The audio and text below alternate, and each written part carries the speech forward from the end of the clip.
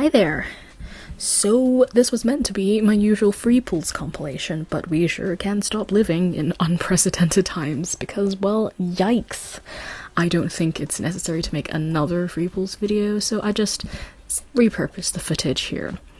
But yes, I'm sure most of us know because the official account has been up in flames for the past 3 days, but a quick TLDR for those who didn't know. A Korean player caught a massive bug on the gacha the very last day of the Bloom Festival gacha, to be exact. That made it so 24 cards, including 6 Bloomfest cards, weren't in the pool, despite the industry standard tagline of previous fest cards may appear. To be fair, these 24 cards, didn't appear in the gacha tab when you look at who was actually in the pool, but given that this has never happened on any Bloomfest banner before, and in the Monday response they admitted to making a mistake with this caused an uproar as they effectively didn't do anything about it except give everyone 3,000 crystals. So, the weekend passed and everyone expected or hoped that they'll at least address it on Monday. And, well, they did, but it was a total PR nightmare. For perspective, the Monday tweet has already surpassed the original Friday evening tweet, and it's been up for 10 hours at the time of this video. I borrowed a friend's Twitter account to just take a look, and people are furious. So yeah, first of all, I'll just do a quick intro. I'm a dolphin who pays for basic and the battle pass every month, and from the footage you just watched, I ended up sparking this Bloom Festival.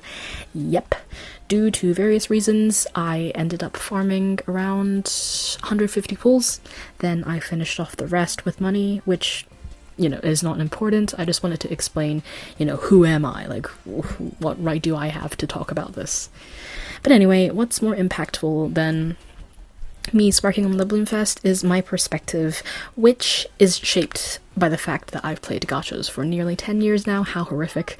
That being said, though, I am kind of familiar about the many factors that made this instance such. This is the biggest controversy Pro Sekai has ever had, and it's not even close.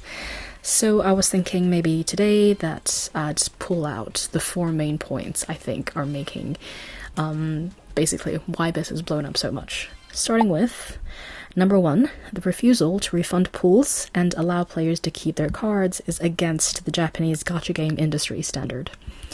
This is where my experience, I guess I'll call it that, means something. I can name 3 games that I've played extensively where this exact situation has resulted in near immediate plans for player refunds. So we've got Love Live's Kaleido Festival, which had an incident where they missed a card in the banner, just like the one in Pro Sekai, but people were refunded by the day. Bang Dream Girls Band Party, or Bandori, there was a slight error with one of the cards' art, and people were refunded. And most crucially, Grand Blue Fantasy, where the character Indira was found to have lower drop rates than advertised, which led to full refunds and the birth of what we know today as the sparking system. All 3 are successful games. I've played all of them for, 5+ years, but with the exception of arguably Grand Blue, none of them were as successful as Pro Sekai is now. Pro Sekai is kind of the king of rhythm game gachas in Japan. And the fact that no other compensation was given out is, to be honest, pretty shocking, not to mention how hard they doubled down on Monday. There were multiple excuses made in the producer letter about how it wouldn't be possible to provide compensation to determine how much had been lost as a result of not having these 24 cards in the pool, but to me that's just bizarre.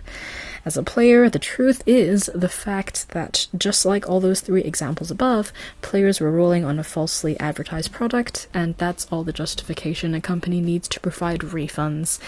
And I know I mentioned earlier that neither of these 3 gachas were and are not as popular as Pro Sekai, but it's just quite telling that a company with this much revenue and this much infrastructure is not willing or not able, as they so say, to provide basically adequate compensation for such a serious issue. Number 2, the overall response feels like it lacks sincerity. This was, in my opinion, the only somewhat addressed point in the letter. There was a 8 hours long delay between the tweet and the in-game notice while the banner was still going on, and coupled with the speed of the crystals, how they were given out. I'll get to that. It had a feeling of the management wanting to shut everyone up with such a generous gift. I will admit that I wasn't expecting them to respond on Monday, but that was mainly because I assumed that if they responded on Monday, it would be a concession to the player base. And obviously that didn't help. So, 2 quick things. They did apologize for the delay between the in-game notice and the tweet, which, cool. The second thing is that whatever good PR this could have possibly generated for them was ruined by the actual message on Monday, which came off quite smug, to be honest. You can read the letter and make your own judgments. I'll link it in the description. But essentially they said that because the chance of any off-rate card, 0.007% to be exact, is so negligible that they didn't know what each player's intent was when it came to the missing cards. It's just a lot of factors that they said led to them deciding that it wouldn't be possible to refund everyone fairly. But it just feels like a very paper-thin excuse to me. And what's worse is that they spoke a lot about how they wouldn't do this again, please trust us, this and that, but there's no mention of how they mean to ensure that this never happens again, and so the letter ended up sounding very condescending, if that makes sense. 3. The 3,000 crystals compensation is equal, but to the detriment of the most important player base of any gacha game, whales. So as I mentioned before, everyone's gotten 3,000 crystals, that's 110 pull, and nothing else. Whether or not you pulled 900 times, which someone has done, or not at all, you get the same compensation. For any other problem in the game, this is fine. Say everyone gets the same compensation for maintenance, for event glitches, but everyone knows that the most important mechanic in a gacha game is in the name, the gacha. It's no secret that part of Prosecco's profit margins is in merchandise, but what's undeniable is that the game rakes in hundreds of millions of yen a year. It's thanks to a small group of people who pay the most. Touring is extremely profitable for one, and these people are very dedicated, giving these people who easily dump hundreds of thousands, if not more, into the 5.5 anniversary gacha, the same compensation as people who didn't spend a single pull surely doesn't feel great. Losing a few whales now because of this incident might be fine, yeah, but what happens when you lose too many? How will that affect Prosecco's bottom line and revenue? The final point is that Prosecco has not been making player-friendly decisions since the release of World Link 2, and people are hitting their boiling points because of this. It's been kind of obvious. Since the implementation of World Link, the player count has been dropping noticeably. Look, it's normal for gachas to lose players the longer they operate, but when I read through the comments people left on the announcement post, I got a sense that this incident is the straw that broke the camel's back. Let's see. WorldLink, despite how much the company loves running it, is very popular, even in JP circles. This year is better than last, because it hasn't had that big of an effect on the game, but it's undeniable that WorldLink has affected the pace of events and commissioned songs for basically every year that's ran. I'll try to keep this short because I wanted to emphasize World Link because I think that is single-handedly the worst thing they've ever done to the game, but let's just do rapid fire.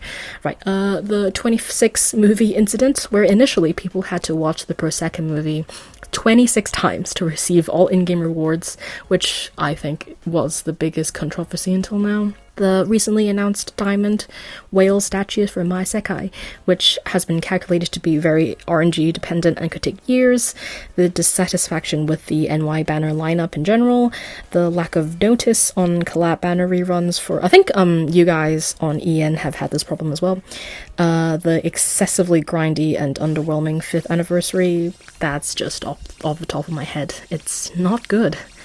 So, warning for my opinion, what do I think? Well, Honestly, I hate to sound cynical, but I expected this. First of all, it's pretty funny that the producer admitted his game's rates are terrible, as in, come on, don't say it out loud. It's just that Prosecca, after all the gachas I've played, rhythm game or not, is by far the stingiest, and it's not even close. But it is very shocking they doubled down. I didn't expect, as I said, that it respond, because I truly honestly believed that a response would mean refunds, but no. In the end, while I personally don't feel, say, burning hatred, I'm a firm believer in the fact that you should never pull on a gacha without at least the idea of sparking, though I would have loved Bloomfest Akito, don't get me wrong. I think it's wrong to blame a player to hope for an off-rate fest, because the player base is very aware of how difficult it is to guarantee these vest cards after the very first run.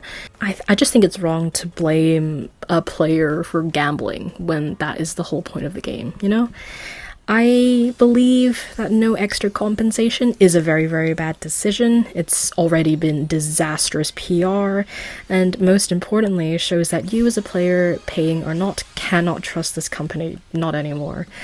I also think, unfortunately, this is kind of the end of the saga, as in they won't address it further. If I'm wrong, let's hold hands and dance in a fairy ring, okay? Thanks for watching. I know it was talking, so I hope the free pulls in the background were at least somewhat interesting. I originally was going to talk about my spark a little bit, but then I thought, you know, that's too much talking, so I'm not sure if people were interested in that. If you are, let me know. But most importantly, I want to know what you thought of this whole controversy. Yeah, it's again, as I said, it's the biggest I've seen in Prosecca by a long mile, and I think with the exception of one controversy in Grand Blue, it's the biggest in terms of gacha in general. I'm the most worried about whether or not this will set a dangerous precedent in terms of refunds, considering the gacha, but it's a little bit too early to tell. I will see you as soon as I'm able. Okay, take care of yourself. Bye!